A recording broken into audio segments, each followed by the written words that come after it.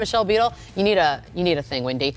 We are the official Cavs network during weekdays, and so we've got a doubleheader set up for you guys. 3 of the top teams in the league. One of those, of course, is top half of the East, but certainly not playing like it, and it's Cleveland. They had a 43-point first quarter, led by 21 in the second quarter, went on to lose by 18 to the Magic Tuesday night. 6-13 in their last 19 games. Things are so bad, LeBron was asked what was once the unthinkable. Listen, I'm here for the long haul. I'm here for this season right now to try to, figure out ways we can still compete. I couldn't give up on my teammates like that.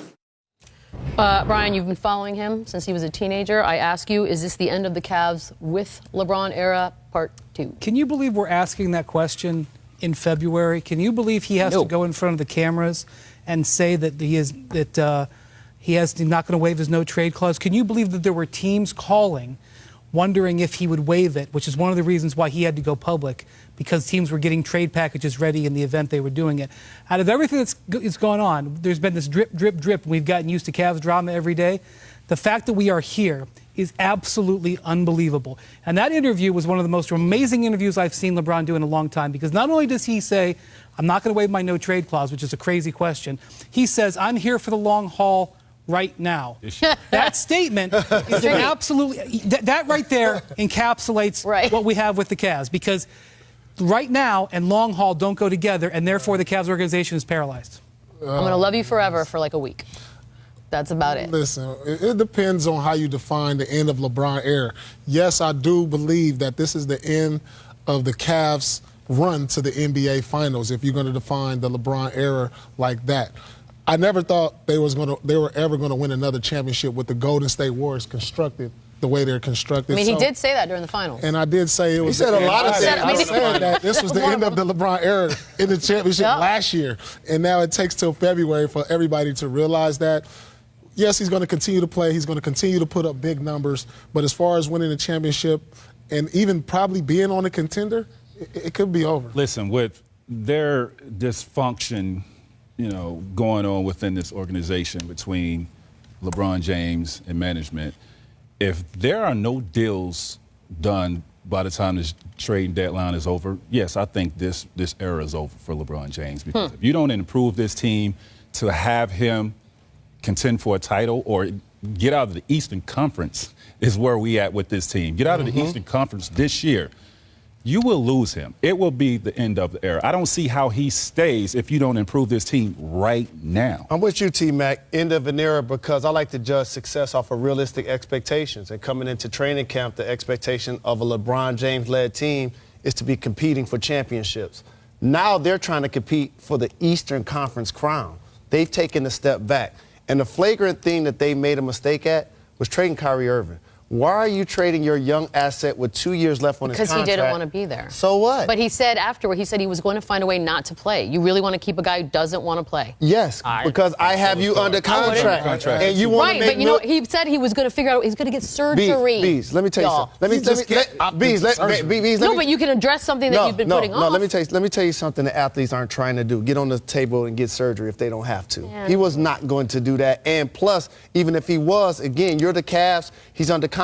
You don't make that move. So because of the way this team is playing, and LeBron James is a big part of it, I agree with you guys. Have you guys ever been forced to work with someone that you absolutely do not want to be around? Like despise, right? Happens every day in sports. But there are people that are equipped to deal with it, that are very chill, and they understand that. And then there are other people that don't have a poker face, that don't want to deal with it. And I truly believe Kyrie's one of those guys. You got to have a working relationship. No, you don't. Bees, for us to play sports in the NBA, I know, I understand that. We have worked with people that we don't like all of the time. We're not like you that cannot deal with people we don't like. But Kyrie might have been that guy, and they may have realized they didn't have a choice. Because everyone keeps saying you shouldn't have traded Kyrie. They clearly realized they didn't have a choice. I get that, but I don't think that started last season. This probably has been going on. They actually won a championship together. Yeah, of course. Right. So, I mean, it wasn't a great relationship, but they set all that aside and still went out and competed and played for a championship. That's what it might have gotten worse. That's what a working relationship is. I mean, you have to see the guy every day.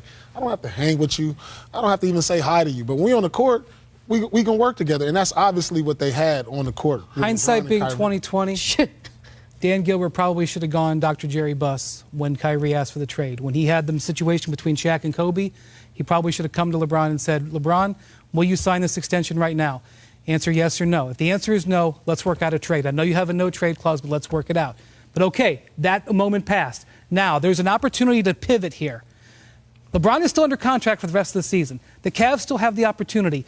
After the trade deadline, whatever the roster is tomorrow at 3 o'clock is going to be what LeBron does. Now, pivot and say, I'm going to try to get this team to the finals. And if I do that, that's a feather in my cap as one of my great accomplishments. There is still time to save this season, but they have to both grow up. They both have to focus on what they do have left. I don't think the way this roster is constructed and the way it plays, it can make it to the NBA Finals unless they infuse new blood into that locker room. I think they need a jolt by the way they've been playing recently. Where's that going to come from? That's the million-dollar question. That's what we're waiting for till 3 o'clock tomorrow. They had some new blood who's finally out there playing, and Isaiah Thomas had some things to say also about what's been going on. We got to come together, and it's like right now, when we hit adversity, we go our separate ways, and that's just how I feel, and it looks like that as well.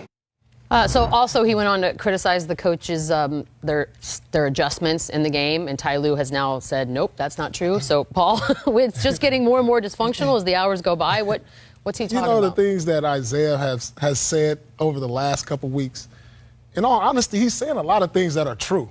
It's just that I don't think the other guys want to hear it from him. You know what I'm saying? He's talking to guys that's been through the finals runs, that has championships in that locker. You know, you want to hear those type of things come to the media from LeBron. You know, you want to hear that come from like D-Wade. These guys, you know, they've been through adversity. They've won. But when it's coming from the new guy who just stepped in, he's not playing well, and he's saying these things, it's probably hard for the guys around him to accept. When there are reports that you having meetings with Dan Gilbert, and when LeBron James is not seeing eye to eye with the owner, and then you're making these type of statements, like guys in the locker room looking at you sideways. Yeah. Like it's causing friction between the players. If he was playing like Isaiah Thomas was playing last year, he could come out and make these statements, but he's not playing great basketball. And honestly, when Calderon was in there, this team was playing better basketball. That's just the honest truth.